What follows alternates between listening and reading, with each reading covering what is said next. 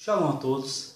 Está começando mais um Café com Cristo e eu gostaria de compartilhar com vocês hoje uma palavra que se encontra aqui na carta do apóstolo Paulo a Filemon, no capítulo 1, versículo 8, que nos fala o seguinte: pelo que ainda que tenha em Cristo grande confiança para te mandar o que te convém, todavia peço-te antes, por caridade, sendo que eu, tal como sou Paulo, o velho, e também agora prisioneiro por Jesus Cristo, peço-te por meu filho Onésimo, que gerei nas minhas prisões.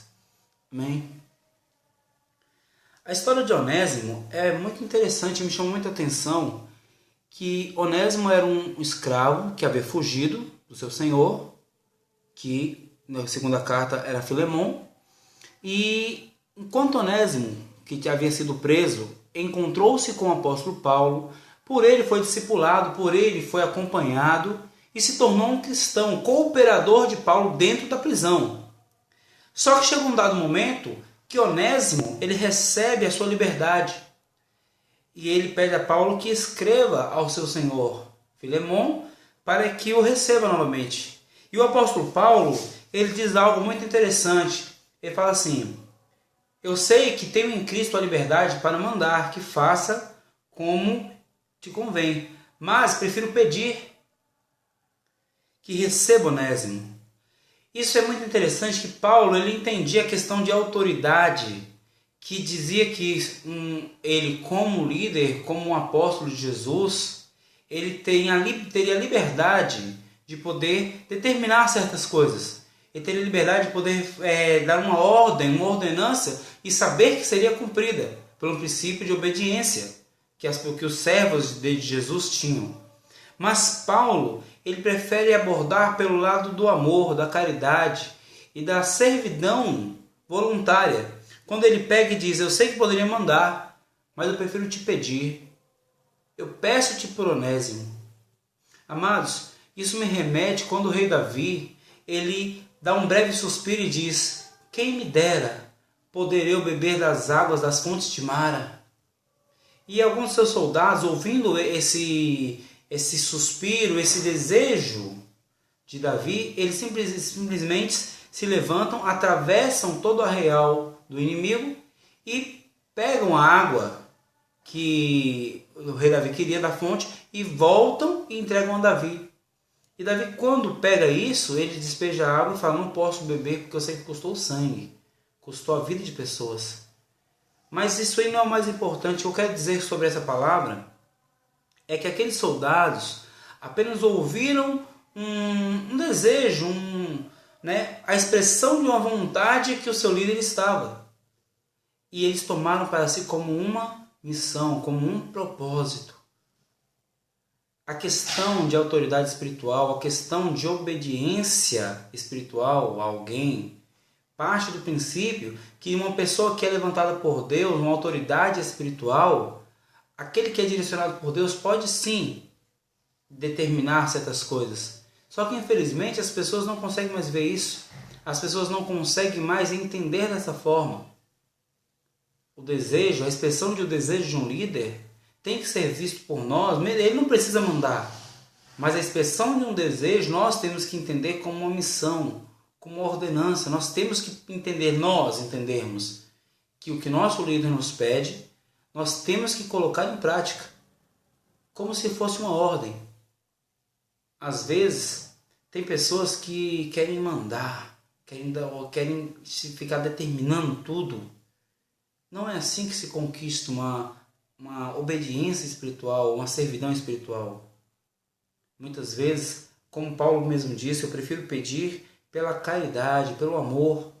Eu prefiro pedir que você faça porque você ama e não porque eu estou ordenando. Porque uma pessoa que só obedece ordens, o dia que não tiver uma ordenança, o dia que você não determinar o que ela tem que fazer, ela não vai fazer. Mas uma pessoa que te serve porque te ama, uma pessoa que segue a Cristo, que segue uma orientação, que segue a palavra de Deus, porque ama a Deus, porque ama o serviço da casa de Deus, esta pessoa, mesmo quando não recebe uma ordenança, ela tem prazer de fazer e procurar ser útil, Faz porque ama. Diferente daqueles que só fazem porque recebem uma ordem. Dentro da casa de Deus, nós não temos que esperar ser mandado, mas nós temos que nos apresentar diante de Deus aprovados, preparados, capacitados para todo e qualquer serviço. Quantas e quantas vezes nós vemos coisas erradas acontecendo na igreja e ficamos parados ao longe, apenas aguardando para ver o que vai acontecer, apenas aguardando para ver onde é que isso vai dar. Nem sequer temos a consideração de chegar. A Bíblia fala que nós podemos sim repreender o nosso irmão, exortá-lo quando ele está cometendo um erro. Só que nós deixamos acontecer, para depois que acontecer, nós sermos o primeiro a chegar lá, fulano fez isso, ciclano fez aquilo.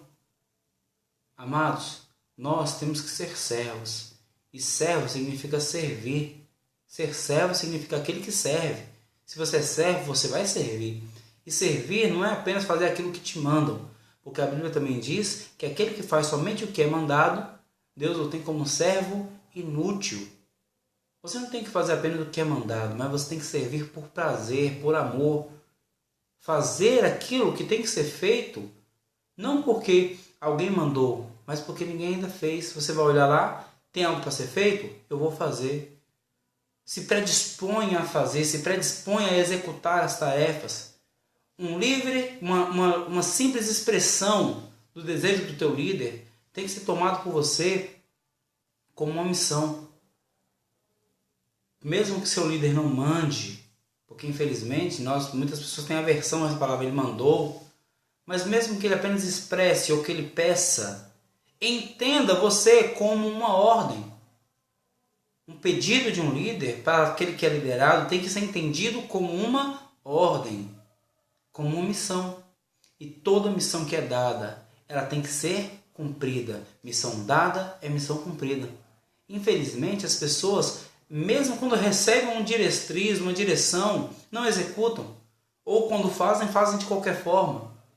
Vamos ter zelo pela obra de Deus e vamos fazer o nosso melhor, não porque recebemos uma ordem, mas porque amamos o serviço da casa de Deus. Muitos obreiros se esqueceram desse amor. Vêm à igreja para servir como obreiros e acham que o serviço de obreiro é apenas ficar parado observando o que está acontecendo na igreja. Ser um servo na casa do Senhor, servir a Deus, é um ministério muito importante dentro da igreja. E não temos que ficar esperando nos mandarem, mas nós temos que nos predispor a fazer. Se cada um de nós nos preocupássemos com algo e executássemos, fizéssemos com que acontecesse, o corpo de Cristo andaria muito mais bem organizado e assim como consequência, o evangelho seria pregado muito além do que é. Esse foi o nosso Café com Cristo e até a próxima.